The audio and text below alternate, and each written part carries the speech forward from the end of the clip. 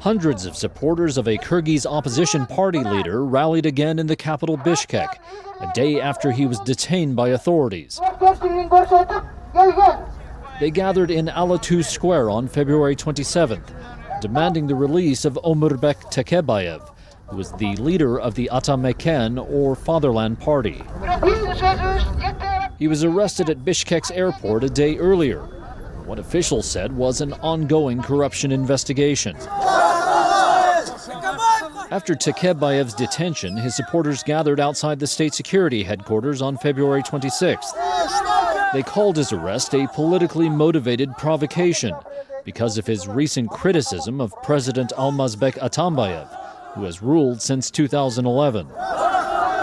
Presidential elections are expected in November, but the Kyrgyz constitution limits each president to one term.